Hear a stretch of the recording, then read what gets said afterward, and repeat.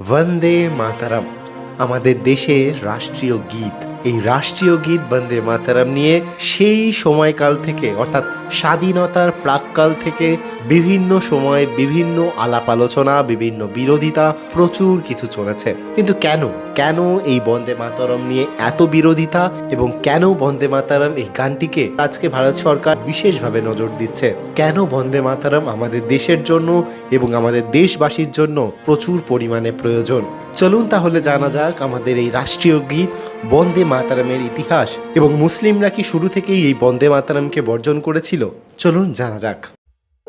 1875 সাল, ব্রিটিশ সাম্রাজ্যের পায়ের তলায় তখন ভারতবর্ষের স্বাধীনতা পিষে যাচ্ছে। 1857 সালের মহাবিদ্রোহকে নির্মমভাবে দমন করার পর ইংরেজরা ভাবল ভারতবাসীকে চিরতরে মেরুদণ্ডহীন করে দেওয়া গেছে। ঠিক সেই সময় ব্রিটিশ সরকার ভারতীয়দের ওপর চাপিয়ে দিতে চাইল নিজস্ব রাজকীয় সঙ্গীত গড সেভ দ্য কুইন। সরকারি কোনো অনুষ্ঠান হোক বা সাধারণ সমাবেশ, ভারতীয়দের বাধ্য করা হতো ব্রিটিশ রানীর জয়গান গাইতে। কিন্তু পরাধীনতার সেই নিকষ অন্ধকারের বুকে বসে এক বাঙালি সাহিত্যিক অন্য কিছু ভাবছিলেন। সেই ব্যক্তি অন্য কেউ নয়, ছিলেন ঋষি বঙ্কিমচন্দ্র চট্টোপাধ্যায়। তার মনে প্রশ্ন জেগেছিল, আমরা কেন বিদেশি রানীর বন্দনা করব? আমাদের নিজের বন্দনা করার মতন কি কিছু নেই? 1875 সালের এক রাতে চুচুড়ার গঙ্গার ঘাটে বসে বঙ্কিমচন্দ্রের কলম থেকে বেরিয়ে এলো বেশ কয়েকটি শব্দ। সংস্কৃত এবং বাংলার এক অপূর্ব মিশ্রণে তিনি লিখলেন বন্দে মাতারাম, অর্থাৎ আমি বন্দনা করি মা, তোমার বন্দনা করি। বঙ্কিমচন্দ্র যখন এই গানটি লিখেছিলেন তখন এটি কোনো রাজনৈতিক হাতিয়ার ছিল না। এটি ছিল এই মাটির সুজলা সুফলা মলয়জ শীতলা রূপের এক পরম আরাধনা। কিন্তু বঙ্কিমচন্দ্র জানতেন এই গানটির ভেতরে কি আগুন লুকিয়ে আছে। 1882 সালে যখন তিনি তার বিখ্যাত উপন্যাস আনন্দমঠ প্রকাশ করলেন তখন এই গানটিকে সেই উপন্যাসে অন্তর্ভুক্ত করলেন। উপন্যাসে দেখা গেল একদল সন্ন্যাসী যারা নিজেদের সন্তান বলে পরিচয় দেন, তারা অন্যায়কারী এবং অত্যাচারী শক্তির বিরুদ্ধে বুকে রক্ত নিয়ে ঝাঁপিয়ে পড়ছেন আর তাদের মুখে একটাই মন্ত্র বন্দে মাতরম। বঙ্কিমচন্দ্র তার এক বন্ধুকে বলেছিলেন, আমি হয়তো এটা দেখে যেতে পারবো না, কিন্তু দেখে নিও, এক সময় এই গান পুরো ভারতবর্ষকে কাঁপিয়ে দেবে। দেশের মানুষ এই মন্ত্র জপে ফাঁসির মঞ্চে উঠবে। বঙ্কিমচন্দ্রের সেই ভবিষ্যৎবাণী অক্ষরে অক্ষরে মিলে গিয়েছিল। ঋষি বঙ্কিমচন্দ্র চট্টোপাধ্যায়ের মৃত্যুর পর 1905 সালে যখন লর্ড কার্জন অহংকারের বশে বাংলাকে দুটুকরো করার সিদ্ধান্ত নিলেন, যাকে আমরা বঙ্গভঙ্গ বলি, তখনই বঙ্কিমচন্দ্রের সেই শব্দগুলো আগ্নেয়গিরির মতন ফেটে পড়ল। 7ই আগস্ট 1905 কলকাতার টাউন হলের দিকে এগিয়ে চলেছে হাজার হাজার মানুষের এক সুবিশাল মিছিল। কোনো অস্ত্র নেই তাদের হাতে, শুধু মুখে একটি গর্জন বন্দে মাতরম। দেখতে দেখতে এই গানটি শুধু বাংলার নয়, গোটা ভারতের স্বৈরাচারী বিরোধী স্লোগান হয়ে উঠল। ব্রিটিশ সরকার স্তম্ভিত হয়ে গেল। তারা বুঝতে পারল না একটি সাধারণ গান কিভাবে কোটি কোটি মানুষকে এভাবে এক সুতোয় বেঁধে ফেলেছে। পরিস্থিতি এতটাই ভয়াবহ রূপ নিল যে ব্রিটিশরা আইন করে বন্দে মাতরম বলা নিষিদ্ধ করে দিল। রাস্তায় দাঁড়িয়ে কেউ যদি এই শব্দ উচ্চারণ করত তাকে চাবুক মারা হতো, জেলে পোড়া হতো। কিন্তু মানুষের বুক থেকে এই গান কেউ মুছতে পারেনি। এখন প্রশ্ন আসে, শুরুর দিকে হিন্দু মুসলিম ঐক্যে এই গানের ভূমিকা কি ছিল? ইতিহাস সাক্ষী দেয় বঙ্গভঙ্গ আন্দোলনের সময় হিন্দু এবং মুসলিম দুই সম্প্রদায়ই এক সুরে কাঁধে কাঁধ মিলিয়ে বন্দে মাতরম গেয়েছিলেন। তার সবচেয়ে বড় প্রমাণ 1906 সালের বরিশালের ঐতিহাসিক প্রাদেশিক সম্মেলন। সেই সম্মেলনে অশ্বিনী কুমার দত্তের নেতৃত্বে 10,000-এরও বেশি মানুষের একটি বিরাট মিছিল বের হয়। সেই মিছিলে হিন্দু ও মুসলমান ভাইয়েরা একসঙ্গে গলা মিলিয়ে স্লোগান দিয়েছিলেন বন্দে মাতরম। হ্যাঁ, এটাই ছিল আসল ভারতবর্ষ।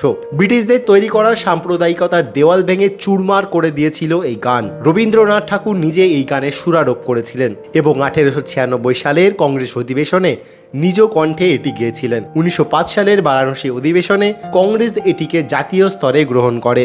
অরবিন্দ ঘোষ লিখেছিলেন, বন্দে মাতরম কোনো সাধারণ গান নয়, এটি পরাধীন ভারতের বুকে নেমে আসা একটি ঐশ্বরিক মন্ত্র।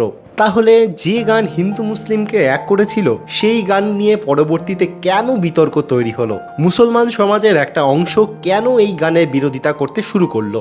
ঘটনাটি বুঝতে গেলে আমাদের বন্দে মাতরম গানের সম্পূর্ণ টেক্সট এবং তার পেছনের ইতিহাস বুঝতে হবে। বন্দে মাতরম গানের প্রথম দুটি স্তবকে কেবল দেশের প্রকৃতির বর্ণনা রয়েছে, জল, ফল, শস্য শ্যামলা এবং মাটি। এতে কোনো ধর্মীয় প্রতীক ছিল না। কিন্তু গানের পরের স্তবকগুলোতে মাতৃভূমিকে দেবী দুর্গা দুর্গা, কমলা এবং বাণী অর্থাৎ দেবী সরস্বতী হিসেবে কল্পনা করা হয়েছে। 1930-এর দশকে যখন ভারতের রাজনীতিতে মোহাম্মদ আলী জিন্নাহর নেতৃত্বে মুসলিম লীগ শক্তিশালী হতে শুরু করে, তখন তারা এই গানটিকে কেন্দ্র করে রাজনীতি শুরু করে। মুসলিম লীগের দাবি ছিল ইসলামের একেশ্বরবাদ অনুযায়ী আল্লাহ ছাড়া অন্য কারো বন্দনা বা উপাসনা করা হারাম বা নিষিদ্ধ। যেহেতু বন্দে মাতরম গানের শেষের দিকে দেশকে দেবী দুর্গার সঙ্গে তুলনা করা হয়েছে, তাই মুসলমানরা এই গান গাইতে পারবে না। শুধু তাই নয়, তারা অভিযোগ তুলে যে আনন্দমঠ উপন্যাসে মুসলিম শাসককে অত্যাচারী হিসেবে দেখানো হয়েছে, তাই এই গানের প্রেক্ষাপট মুসলিম বিরোধী। এই পরিস্থিতিতে ভারতের জাতীয় কংগ্রেস এক চরম রাজনৈতিক ও আদর্শগত সংকটে পড়ে। 1937 সাল ভারতের বিভিন্ন প্রদেশে তখন কংগ্রেস সরকার গঠন করেছে। মুসলিম লীগ বন্দে মাতরম গানটিকে একটি বড় রাজনৈতিক ইস্যু বানিয়ে তোলে। তারা দাবি করে কংগ্রেস যদি এই গান সব সরকারি সভায় বাধ্যতামূলক করে, তবে তা হবে মুসলমানদের ওপর হিন্দু সংস্কৃতি চাপিয়ে দেওয়া। কংগ্রেসের সামনে তখন সবচেয়ে বড় লক্ষ্য ছিল দেশকে অখণ্ড রাখা এবং স্বাধীনতার আন্দোলনের জন্য মুসলিম সমাজকে সঙ্গে রাখা। কংগ্রেস ভয় পেয়েছিল যে এই গানকে কেন্দ্র করে যদি মুসলমানরা স্বাধীনতা আন্দোলন থেকে দূরে সরে যায়, তবে ভারতের স্বাধীনতা পিছিয়ে যাবে। 1937 সালের অক্টোবর মাসে কলকাতায় কংগ্রেস ওয়ার্কিং কমিটির এক ঐতিহ্যবাহী বৈঠক বসে। জওহরলাল নেহেরু, সুভাষচন্দ্র বসু, মৌলানা আবুল কালাম আজাদ এবং মহাত্মা গান্ধী সবাই এখানে উপস্থিত ছিলেন। এই গানটি নিয়ে গভীর আলোচনা হয়। কংগ্রেসের নেতারা এই বিষয়ে কবিগুরু রবীন্দ্রনাথ ঠাকুরের পরামর্শ চান। রবীন্দ্রনাথ একটি অত্যন্ত সূক্ষ্ম ও বাস্তবসম্মত বিশ্লেষণ দেন। তিনি নেতাজি সুভাষচন্দ্র বসুকে চিঠি লেখেন যে বন্দে মাতরম গানের প্রথম অংশটি একটি সর্বজনীন দেশবন্দনা, যা যে কোনো ধর্মের মানুষ গাইতে পারে, কিন্তু শেষের অংশটি খাঁটি দুর্গা স্ত্রোত, যা কোনো অহিন্দু ধর্মীয় অনুভূতিকে আঘাত করতে পারে। জোর করে কারো ওপর ধর্মীয় প্রতীক চাপিয়ে দেওয়া ঠিক হবে না। রবীন্দ্রনাথের এই পরামর্শ এবং মহাত্মা গান্ধীর সম্মতিতে 1937 সালে কংগ্রেস এই প্রস্তাব পাশ করে। সিদ্ধান্ত নেওয়া হলো যে এখন থেকে জাতীয় স্তরের সমস্ত সভায় বন্দে মাতরম গানের কেবল প্রথম দুটি স্তবক গাওয়া হবে, যে অংশে কোনো ধর্মীয় প্রতীক নেই, এবং বাকি অংশগুলো যা নিয়ে বিতর্ক ছিল সেগুলোকে বাদ দেওয়া হয়। এখানেই ওঠে সবচেয়ে বড় ঐতিহাসিক প্রশ্ন, কংগ্রেসের এই সিদ্ধান্ত কি রাজনৈতিক স্বার্থের জন্য ছিল, নাকি এটি ছিল তুষ্টিকরণ বা অ্যাপিসমেন্টের রাজনীতির শুরু? আজকের ঐতিহাসিকদের একাংশ মনে করেন কংগ্রেসের এই সিদ্ধান্ত ছিল মুসলিম লীগের সাম্প্রদায়িক রাজনীতির সামনে এক ধরনের আত্মসমর্পণ। কংগ্রেস ভেবেছিল এই ছাড় দিলে হয়তো জিন্নাহ শান্ত হবেন, হিন্দু মুসলিম বিভেদ মিটবে এবং ভারতের অখণ্ডতা রক্ষা পাবে। কিন্তু বাস্তবে কি হয়েছিল? মুসলিম লীগ কিন্তু এতেও শান্ত হয়নি। তারা বন্দে মাতরমের আংশিক রূপকেও মেনে নিতে অস্বীকার করে। কংগ্রেসের এই আপোষ জিন্নাহর মনোবল আরও বাড়িয়ে দিয়েছিল, যা শেষ পর্যন্ত দেশভাগকে ত্বরান্বিত করে। কংগ্রেসের এই দ্বিধাদ্বন্দ্বের মাঝখানে দাঁড়িয়ে তাহলে ভারতের বীর সন্তান নেতাজি সুভাষচন্দ্র বসু বন্দে মাতরম নিয়ে কি ভাবতেন, তার দৃষ্টিভঙ্গি কি ছিল? নেতাজি ছিলেন একজন খাঁটি জাতীয়তাবাদী, যিনি নিজের ধর্মের ঊর্ধ্বে নিজের দেশকে দেখতেন। তিনি বন্দে মাতরম গানের ঐতিহাসিক গুরুত্ব এবং বিপ্লবীদের উপর এর প্রভাবকে গভীরভাবে শ্রদ্ধা করতেন। তিনি জানতেন ক্ষুদিরাম বসু থেকে শুরু করে বাঘা যতীন যারা ফাঁসির দড়িতে ঝুলেছেন, তাদের শেষ কথা ছিল বন্দে মাতরম। তাই এই গানের পুরোপুরি বর্জন করার কথা তিনি ভাবতেই পারতেন না। কিন্তু একই সঙ্গে নেতাজি ছিলেন একজন বাস্তববাদী সামরিক ও রাজনৈতিক নেতা। তিনি যখন 1943 সালে সিঙ্গাপুরে আজাদ হিন্দ ফৌজ গঠন করলেন, তখন তার সেনাবাহিনীতে হিন্দু, মুসলিম, শিখ, খ্রিস্টান সব ধর্মের মানুষ ছিল। নেতাজি চেয়েছিলেন এমন এক প্রতীক যা কোনো বিতর্ক ছাড়াই তার সমস্ত সৈন্যকে এক রক্তে বেঁধে ফেলবে। তাই নেতাজি এক যুগান্তকারী সিদ্ধান্ত নেন। আজাদ হিন্দ ফৌজের সরকারি কুচকাওয়াজ ও অনুষ্ঠানে বন্দে মাতরম গানটির ঐতিহাসিক মর্যাদাকে অক্ষুণ্ণ রেখেও তিনি রবীন্দ্রনাথ ঠাকুরের জন গণ মন গানটিকে একটি হিন্দুস্তানি রূপান্তর তৈরি করান, যার নাম ছিল সুপ সুখ চ্যান, এবং আজাদ হিন্দ ফৌজের অভিবাদনা বা স্লোগান হিসেবে তিনি বেছে নেন জয় হিন্দ। নেতাজি প্রমাণ করেছিলেন যে বন্দে মাতরমের প্রতি তার মনে যে পরম শ্রদ্ধা ছিল, তা প্রকাশের জন্য কোনো গোঁড়ামির প্রয়োজন ছিল না। দেশের স্বাধীনতার জন্য সব ধর্মের মানুষকে এক পতাকার নিচে আনার জন্য তিনি বন্দে মাতরম গানের মূল চেতনা অর্থাৎ দেশকে মায়ের মতো ভালোবাসা, সেটিকে নিজের জীবনের মূল মন্ত্র করেছিলেন। এবার আসা যাক ইতিহাসের সবচেয়ে নির্মম সত্যে। বন্দে মাতরম গানের শেষ বিতর্কিত স্তবকগুলো বাদ দিয়ে জিন্নাহ ও মুসলিম লীগের সব শর্ত মেনে নিয়েও কি শেষ পর্যন্ত বাংলা ভাগ বা দেশভাগ ঠেকানো গিয়েছিল?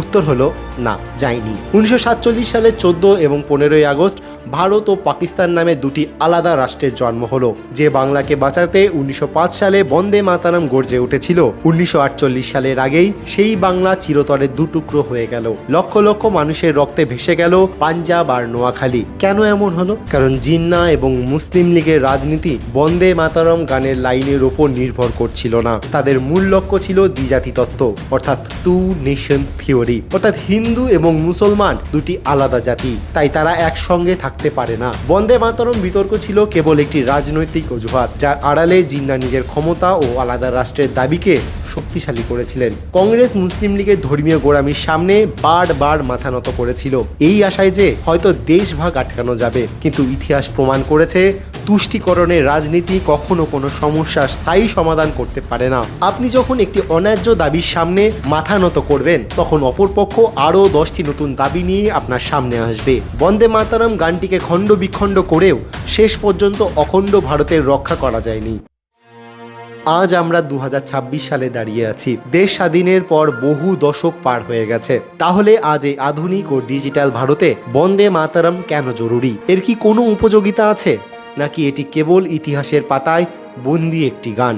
আজকের যুগে বন্দে মাতারাম কোনো ধর্মীয় স্লোগান নয়, এটি হলো নেশন ফার্স্ট বা দেশ সবার আগে এই ভাবনার সবচেয়ে বড় প্রতীক। আজকের ভারতের দিকে তাকিয়ে দেখুন, সমাজ আজ নানা টুকরোয় ভেঙে যাচ্ছে। কেউ জাতপাতের নামে লড়ছে, কেউ ভাষার নামে লড়ছে, কেউ বা ধর্মের নামে নিজেদের মধ্যে দেওয়াল তুলছে। যুব সমাজের একটা বড় অংশ আজ ভোগবাদ, সোশ্যাল মিডিয়া, ক্ষণস্থায়ী জাঁকজমক আর নিজের স্বার্থের বৃত্তে বন্দী হয়ে পড়েছে, যেখানে নিজের ক্যারিয়ার আর নিজের স্বার্থের বাইরে দেশের কথা ভাবার সময় মানুষের কাছে কমছে। ঠিক সেখানে বন্দে মাতারাম আমাদের মনে করিয়ে দেয় আমাদের আরও একটি পরিচয় আছে, আমরা এই মাটির সন্তান। বন্দে মাতারাম কিভাবে আজ দেশাত্মবোধের জন্ম দিতে পারে? যখন একজন ভারতীয় উচ্চারণ করেন বন্দে মাতারাম, তখন তিনি আসলে কোনো মূর্তির পুজো করেন না, তিনি প্রণাম জানাচ্ছেন এই দেশের বৈচিত্র্যকে, এই দেশের নদীকে, এই দেশের পাহাড়কে, কৃষককে ও সীমান্তে দাঁড়িয়ে থাকা সেই জওয়ানকে যিনি -30°C দাঁড়িয়ে দেশকে পাহারা দিচ্ছেন। এই গান আমাদের শেখায় দেশ কেবল মানচিত্রে আঁকা কিছু সীমানার নয়, দেশ হলো একটি জীবন্ত সত্তা। দেশ আমাদের মা। একজন মা যেমন তার সন্তানকে লালন পালন করে, এই দেশের মাটি আমাদের জল, অন্ন আর আশ্রয় দিয়ে বাঁচিয়ে রেখেছে। তাই এই মাটির প্রতি আমাদের একটা ঋণ আছে। আজকের যুব সমাজের মনে এই ঋণবোধ জাগিয়ে তোলা অত্যন্ত প্রয়োজন। দুর্নীতি, অন্যায় আর বিভেদের বিরুদ্ধে লড়তে গেলে এই নৈতিক শক্তির প্রয়োজন। তা আসে শুধুমাত্র দেশপ্রেম থেকে, আর বন্দে মাতারাম হলো সেই শক্তির উৎস। ইতিহাসের চাকা ঘুরে চলেছে, কিন্তু কিছু জিনিস কখনো পুরনো হয় না। বন্দে মাতারাম কেবল বঙ্কিমচন্দ্রের লেখা একটা কবিতা নয়, এটি ভারতের স্বাধীনতার মূল ভিত্তিপ্রস্তর। 1950 সালের 24শে জানুয়ারি ভারতের সংবিধান সভা এই গানটির প্রথম দুটি স্তবককে ভারতীয় জাতীয় স্রোত বা ন্যাশনাল সং হিসেবে মর্যাদা দেয়। যে স্বাধীনতার বাতাস আজ আমরা নিচ্ছি তা সহজে আসেনি, এর পেছনে রয়েছে হাজারো বিপ্লবীদের রক্ত, মা বোনেদের চোখের জল আর সেলুলার জেলের দেওয়ালে লেগে থাকা অমানসিক অত্যাচারের দাগ। আসুন সব বিতর্ক, সব রাজনীতি আর সব সংকীর্ণতার ঊর্ধ্বে উঠে এই গানটিকে বুকে জড়িয়ে ধরি। এই গান কোনো বিভেদের গান নয়, এই গান হলো আত্মত্যাগের, এই গান হলো অদম্য সাহসের। যতদিন ভারতের আকাশে সূর্য উঠবে, যতদিন হিমালয় বুক চিতিয়ে দাঁড়িয়ে থাকবে, আর যতদিন ভারত মহাসাগরের ঢেউ এই দেশের মাটিকে স্পর্শ করবে, ততদিন ভারতের আকাশে বাতাসে প্রতিটি ভারতীয়ের হৃদয়ে একটি ধ্বনি প্রতিধ্বনিত হতে থাকবে, বন্দে মাতরম, বন্দে মাতরম। জয় হিন্দ।